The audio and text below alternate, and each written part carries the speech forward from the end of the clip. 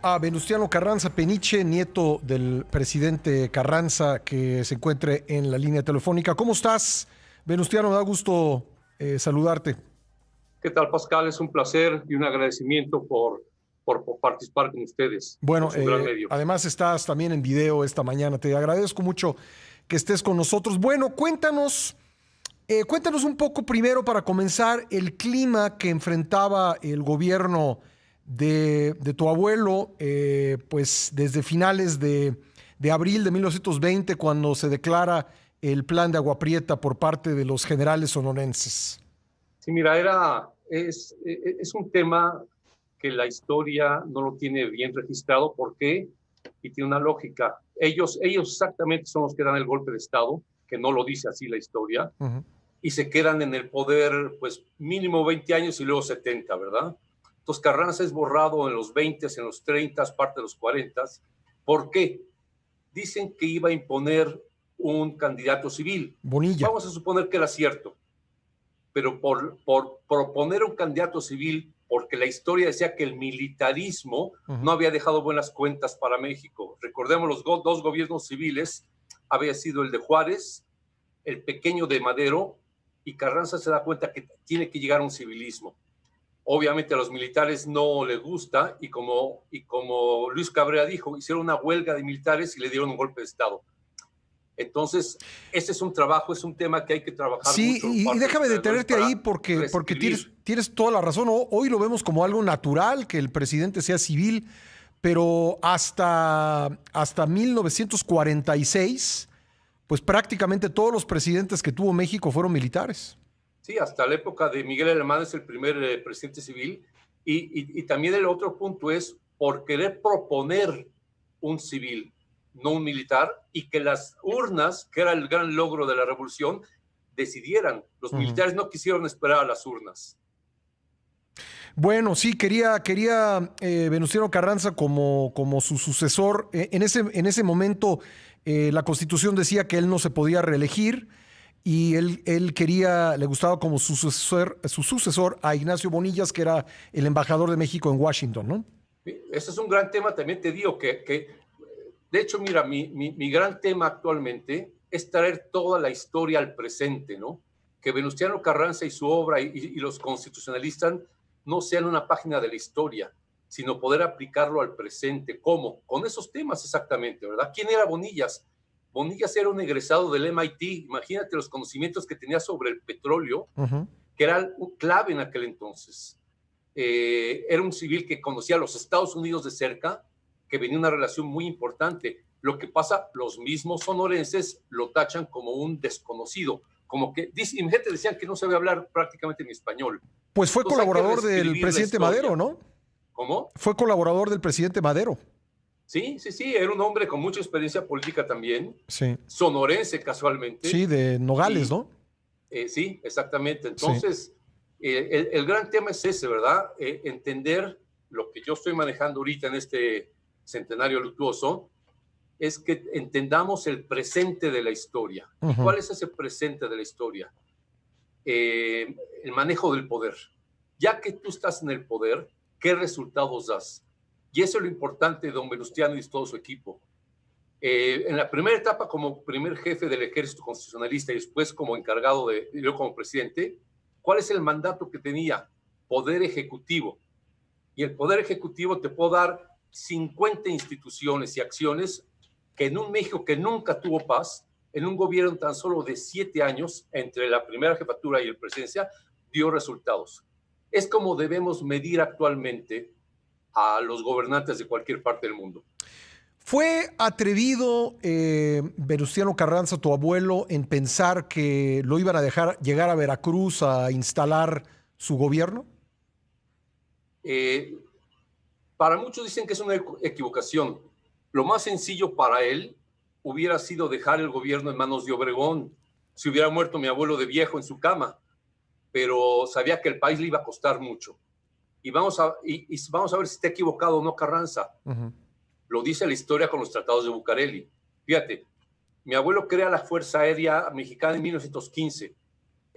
México estaba exportando hélices a todo el mundo, era una hélice azteca, para aterrizar a 2.600 metros de esta capital. Ya la estaban exportando. Y lo primero que hace Obregón es cancelar esos talleres de aviación y después firmar los tratados de Bucareli, ¿verdad? Entonces, ese es el punto de que si estaba equivocado o no. Más bien me refiero a que pensó él que ese tren dorado, que era el tren presidencial y toda su comitiva, iban a dejar los obregonistas que llegara hasta Veracruz. Bueno, ya no había alternativa, ¿eh? Pablo González venía sobre la Ciudad de México y los iba a acorralar. Hizo lo mismo que hizo en 1915 con la Convención de Aguascalientes. Sí. Acuérdate, la famosa foto de Villa y Zapata en la Ciudad de México es porque Carranza se fue a Veracruz. Entonces estaba haciendo lo mismo prácticamente y lo mismo que había hecho Juárez unos 50 años antes. Le apostó a eso y pues no le salió bien. Ahora, hubo deserciones en el ejército, no contó, incluso leía yo el otro día que hasta tuvieron que improvisar algunos garroteros como maquinistas de los trenes porque pues hubo una desbandada hacia el obregonismo en ese momento. Sí, ya se veía, el hombre fuerte era Obregón. Y acuérdate su frase famosa, no aguantaron mucho los cañonazos de 50,000 pesos. Ahí no habrán sido cañonazos de 50,000 pesos, fueron promesas. Sí. Y muchas promesas lo podemos ver con el ascenso de la gente que se quedó con él, ¿verdad? Entonces no había otra salida más que tomar una salida hacia algún lado. ¿Por qué Veracruz? Ya lo había hecho anteriormente. Entonces era una parte estratégica. Bueno, él llega hasta, me parece que se llama Aljibes, la última estación que puede avanzar el tren en San Salvador el Seco, Puebla. De ahí, pues decide emprender el camino a caballo y durante varios días, pues va recorriendo el estado de Puebla, ya no tratando de llegar a Veracruz, entiendo, sino más bien tratando de llegar a la frontera con Estados Unidos. Estás muy bien documentado, Pascal, y déjeme hacer un paréntesis para agradecerte la cobertura que le has dado tú, que le ha dado Excelsior, que le ha dado los especiales del doctor Romero Apis a través de sus medios. Déjame dar el agradecimiento y demuestra, lo estás demostrando con tus conocimientos. Cierto, ya estaban acosados, él ya había regresado a todos los civiles para que no peligraran. El día 18 hay un acto muy simbólico, su último ejercicio del poder, ¿sabes cuál es? Lo contrario que hizo Madero. Madero pidió que los cadetes del colegio militar lo acompañaran de Castillo Chapultepec a Palacio. Sí. No critico a Madero, era lógico y era válido. Carranza lo que hace es, le pide al colegio militar que regrese a México, que ya no vale la pena su sacrificio.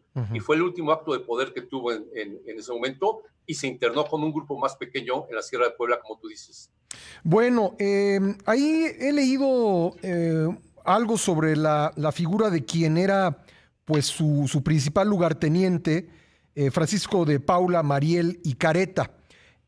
Un hombre pues cercano a él, pero cuéntame, ¿qué opinión tienes de su papel en esos últimos días de vida de tu abuelo? Mira, estoy escribiendo un libro, me estoy metiendo a fondo en este tema. Mariel es un hombre muy cuestionado, porque él estaba encargado exactamente de esa zona de Huauchinango, de zona de Jicotepec, de Villa Juárez, de parte de Veracruz. Acababa de firmar una rendición con Rodolfo Herrero, que fue el que finalmente los lleva hasta Tlaxcalantongo. Y él se va para ver dónde viene el día siguiente. Nunca nos vamos a poder dar cuenta exactamente si traicionó o no, pero un elemento que a mí me permite entender que no es su futuro. Él no se reintegra nunca al gobierno de Obregón y prácticamente se dedica a la vida privada. La mayor parte de la gente me pregunta exactamente eso. ¿Qué piensas de Mariel?